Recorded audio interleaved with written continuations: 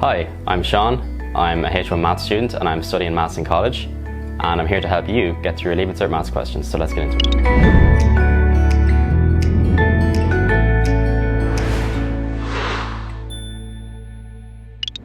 Okay, so here's our question.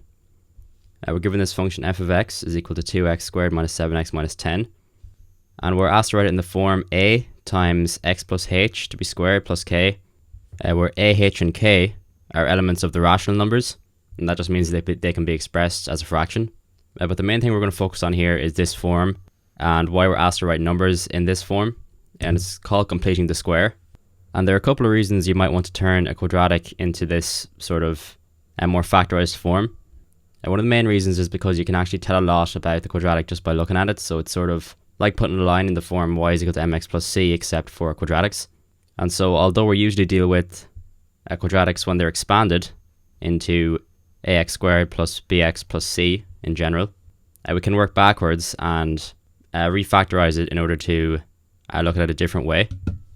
So we're just going to identify a few steps here that we can use regardless of which quadratic we're given. So given our f of x, the first thing we're going to do is factorize out 2, the coefficient of x squared. So we're going to do that. And we do that because we're looking for a singular x here inside the bracket, and you can see it's the same in the question. So the idea is to have x plus h all to be squared. So this is the first step towards that. So the next step, which is definitely the most complicated step, is to try and turn the x squared minus 7 over 2x into an x plus y all to be squared. And we know that any x plus y all to be squared can also be written as x squared plus 2xy plus y squared. So we're basically going to treat x squared as it is, just x squared, and we're going to treat minus 7 over 2 times x as 2xy. So that's going to be our 2xy, and we need to figure out what y squared is going to be. So if 2xy is equal to minus 7 over 2x, that means that by dividing across by 2x, we're left with y is equal to minus 7 over 4. And this actually means that our general form is going to change slightly because we have a minus number here. We can change our general form on the right to x minus y to be squared. And that makes sense considering that we already have a minus 7 over 2 here on this second line. So that's our y in general. And we're not going to get y involved, but we can just know that we're going to sub this in where we would usually have y in our expansion. So therefore our x minus y all to be squared in this case is going to be x squared minus 7 over 2x plus minus 7 over 4 all to be squared. So we're going to rewrite that in a second.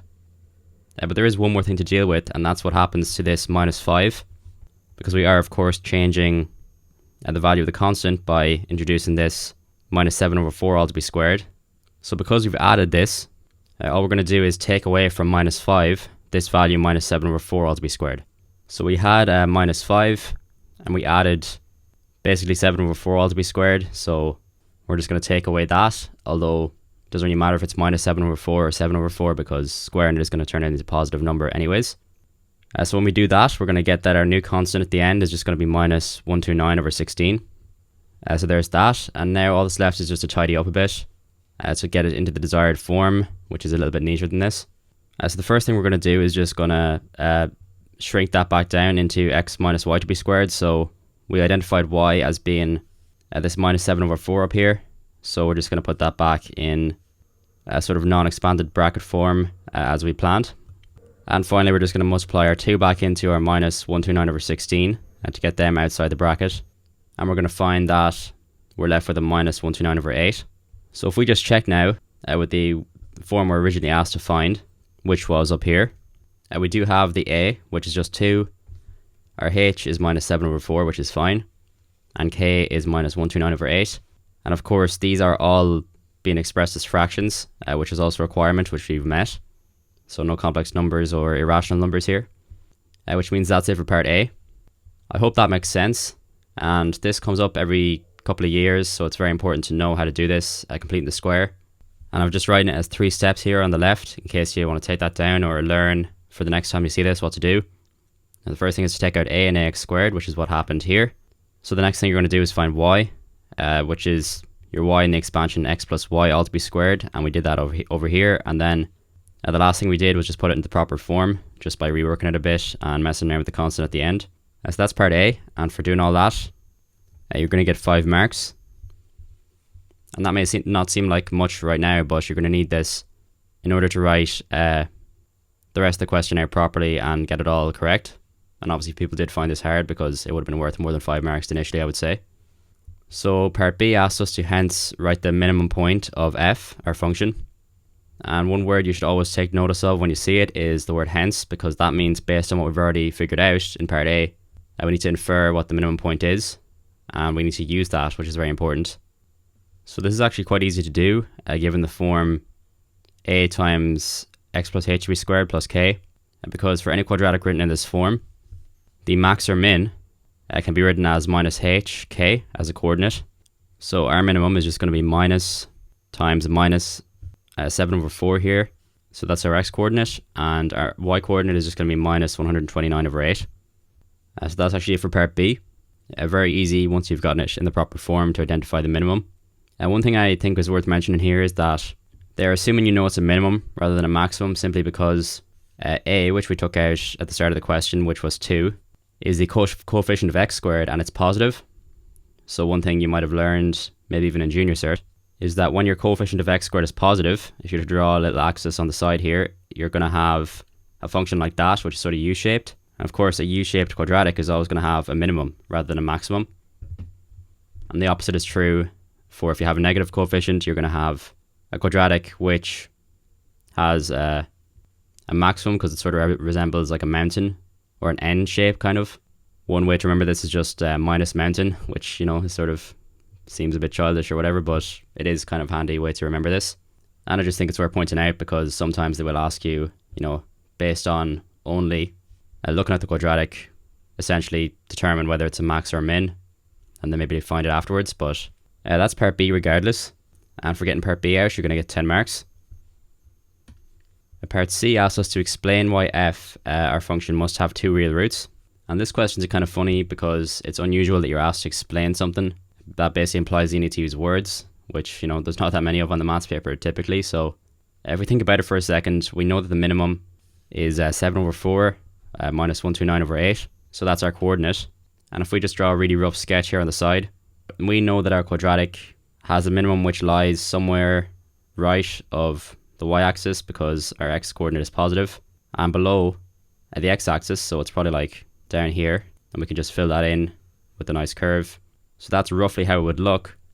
The important thing being that it does in fact cross the x-axis twice, because our y-coordinate is negative as opposed to equal to 0 or positive.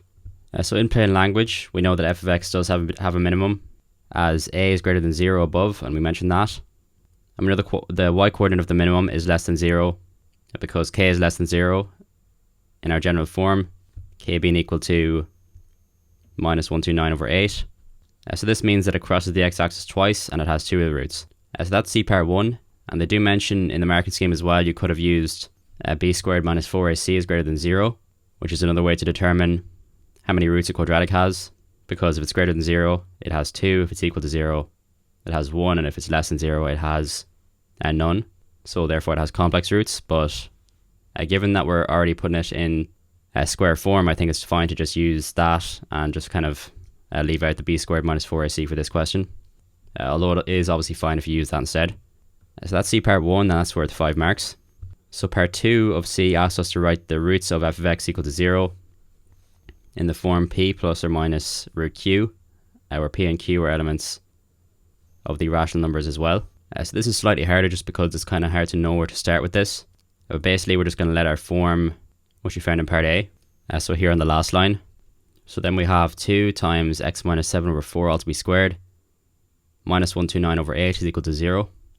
And you may be wondering if you can just let f of x in its original form be equal to 0, which was 2x squared minus 7x minus 10. And the answer, unfortunately, is no, unless you want to use the minus b formula, in which case you can do that. But I'm going to show you that this is actually a lot easier, and that the minus b formula isn't the answer to this question really. So first of all, we're just going to add minus 129 over 8 to both sides, and now we're going to divide across by 2, and that gives us x minus 7 over 4 all to be squared is equal to 129 over 16. So that means that x minus 7 over 4 is equal to the square root of 129 over 16. And we're going to just continue on the right here because they just didn't decide to give us enough space for some reason. but it's fine. We're almost done. So the last tricky thing to do here is just to realize that we need to put a plus or minus in front of this square root, because we're basically looking for two solutions of x.